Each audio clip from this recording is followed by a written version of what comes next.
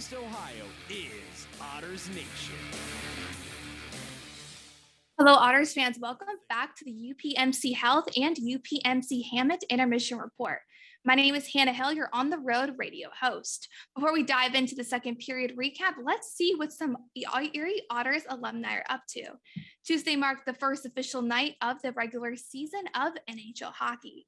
Otters alum Taylor Radish and Anthony Cirelli both had a monumental night. Radish and Cirelli both play for the back-to-back Stanley Cup champions, Tampa Bay Lightning. Cirelli scored his first official goal of the season, and Radish played in his first NHL game. The NHL Otters tracking continues tonight as Radish, Cirelli, and Eric Chernak will all be in the lineup for the Tampa Bay Lightning as they face off against the Detroit Red Wings. During the 2020-21 season, Cirelli and Chernak added another Stanley Cup win under their belt as they became back-to-back Stanley Cup champions with the Tampa Bay Lightning. The action continues here with the OHL scoreboard. The Sudbury Wolves and Peterborough Pete's game is currently tied at 2 in the second period. The Sioux Greyhounds and Barry Colts game is also currently tied. Actually, I correct myself. They're in their first intermission with the Colts leading by 2. Coming up after the break, we'll break down the second period. Picking one thing over the other can be hard.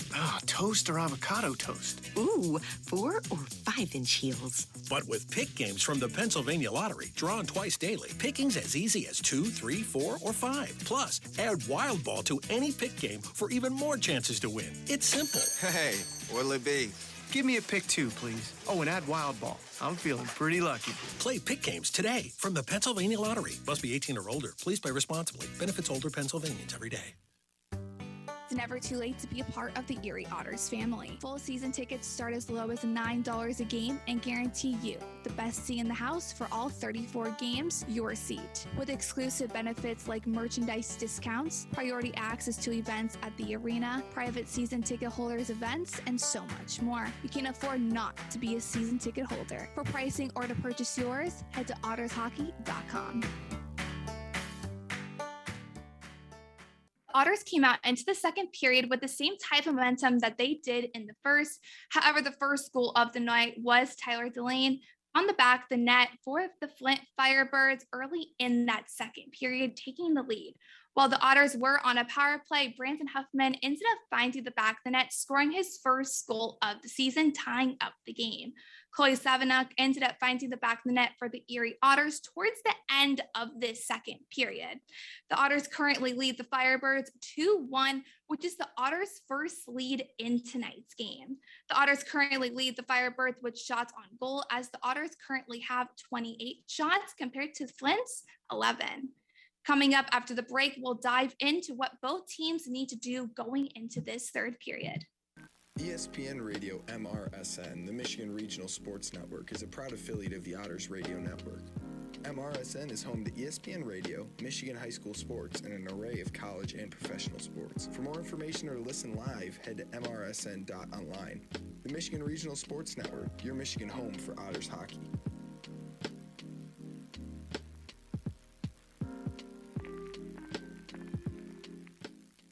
Best fans in the OHL need the best merch in the league. The Otters Den is open during the work week and game night for your shopping convenience. Stop by and see our newest collection of men's, women's, and children's clothing and apparel, novelty items, authentic jerseys, and so much more. Keep your eyes out on social media for new merchandise and special pricing all the time. There's something for everyone at the Otters Den. Find your merch and wear your Otters pride today.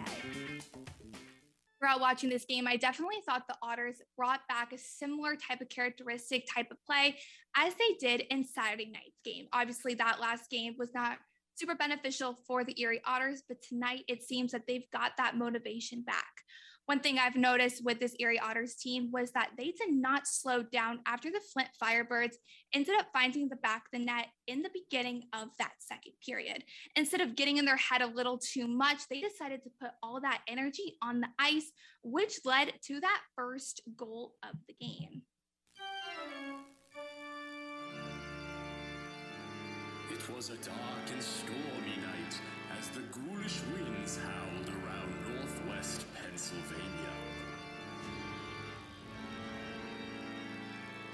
but all was bright and cheery inside the Erie Insurance Arena. Join us on Saturday, October 30th for the Otters Haunted Hockey Night. With all the spooktacular fun of the holiday season, your family can enjoy trick-or-treating on the concourse and a safe, fun night of chills and thrills. Without worrying about the weather, it's all treats, no tricks, as the Otters look to monster mash against the Flint Firebirds. A perfect way to start the Hollow weekend. Get your tickets for Haunted Hockey Night now on ottershockey.com. If you dare. Now let's dive into what both teams need to do going into this third and hopefully final period. The Otters continued to get pucks deep, and finally one went through.